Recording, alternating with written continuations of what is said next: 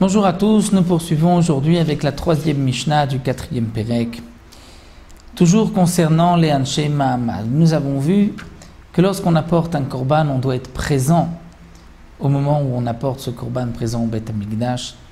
Et puisque le korban Tamid est un korban du Klal Israël, de tout l'ensemble du peuple, donc il fallait désigner des représentants du peuple qui allaient être présents au moment où on sacrifiait ce korban. Nous avons vu que les Mahamadot, les Israël étaient divisés, il y avait donc 24 groupes qui étaient donc responsables d'être présents au moment où on apportait le korban. Et ici, la Mishnah poursuit et nous enseigne V'anshe Mahamad ayu mitanim. L'Anshe Mahamad, ces hommes qui étaient désignés pour le Mahamad, devaient jeûner Arba Yamim 4 jours Bashavua par semaine. Miyom Sheni Ve'ad Yom Chamishi, du lundi au jeudi. Ils jeûnaient le lundi, le mardi, le mercredi et le jeudi. Ils ne jeûnaient pas Veloy mitanim erev Shabbat nekvod Shabbat, ne jeûnaient pas vendredi pour l'honneur de Shabbat, c'est-à-dire bien sûr que Shabbat, ils ne pouvaient pas jeûner, même le vendredi, pour ne pas rentrer Shabbat fatigué du jeûne. Donc ils ne jeûnaient pas le vendredi. Velo be'echad be'Shabbat, ni le dimanche. Parce que c'est dangereux du Shabbat, rentrer immédiatement dans un jour de jeûne, ne pas sortir du repos et des joies du Shabbat, dans la difficulté dans le jeûne, où il risquait de mourir ou de s'affaiblir. Donc c'est pour cela que les Chachamim m'ont dit qu'ils ne jeûneront pas ni le dimanche, ni le vendredi, et bien sûr ni le Shabbat, mais ils vont jeûner du lundi au jeudi. Et donc les jours de jeûne, comme la Mishnah nous l'avait expliqué, les Kohanim vont faire Birkat Kohanim, vont bénir le peuple, de chaque tefila, même la tefila de Mincha, étant donné que les Kohanim jeûnaient, donc il n'y avait pas de crainte de shichut, d'être ivre, d'avoir bu du vin. C'est pour cela qu'ils pouvaient faire Birkat Kohanim. Nous avons vu dans la Mishnah précédente que les Anshe Mahamad lisaient dans Parashat Bereshit, Maaseh Bereshit. Donc c'était divisé pour tous les jours de la semaine, Bayom Arishon, le premier jour, il sortait un Sefer Torah, il lisait Bereshit V'Irakia.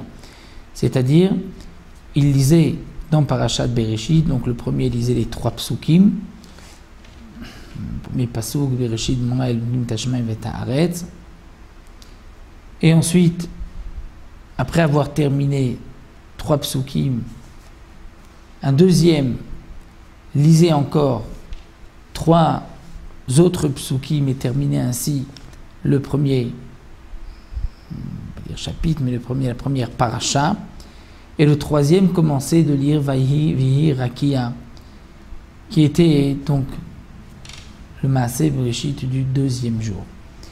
Donc on faisait monter 3 personnes, 2 allaient lire ce qui a été créé le premier jour, et le troisième va lire le V'Irakia du deuxième jour. Bacheni, le lundi, V'Irakia ve'ikavu hamayim. Ils vont lire V'Irakia, ce passage dans la Torah, et aussi Ikavu hamayim. Bishlishi, Ikavu hamayim, c'est dans les psukim qui continuent, V'Imeorot.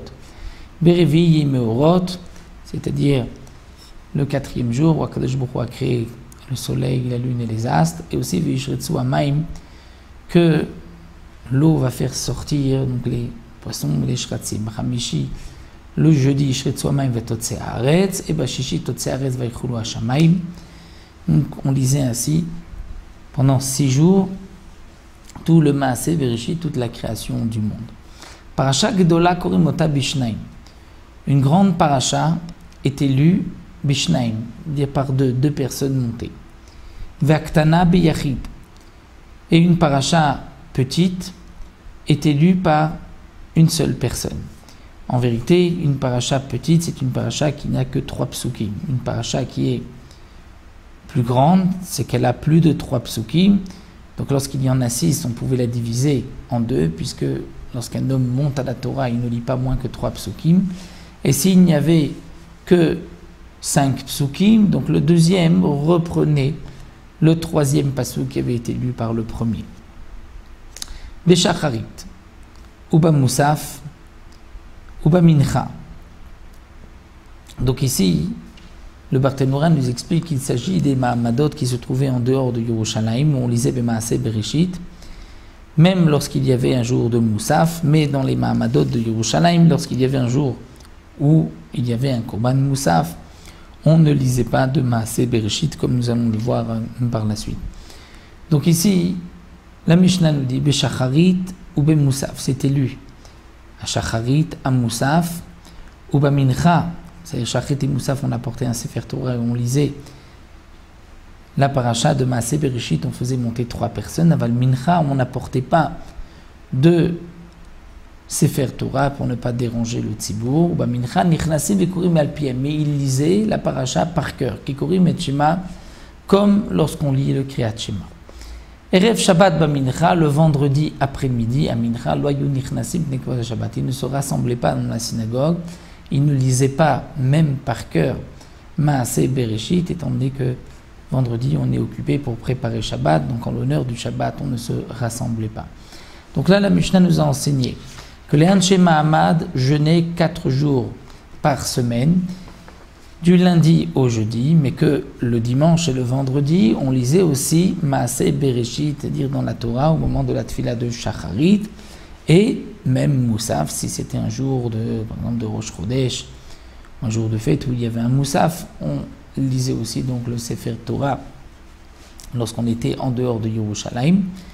Et comme nous le verrons dans l'autre Mishnah, le jour où il y a un Korban Moussaf, là dans ce cas-là, c'était différent lorsqu'on était au Beth Amikdash. Donc en dehors du Beth Amikdash, même lorsqu'il y avait Moussaf, Tfila du matin, on faisait sortir un Sefer Torah, on faisait monter 3 personnes et à Mincha, on lisait par cœur. Ça, c'était du dimanche au vendredi, bien que le vendredi après-midi, on ne lisait pas au moment de la Tfila de Mincha. Mais les jours de jeûne, c'était 4 jours par semaine, du lundi au jeudi, comme nous l'avons vu.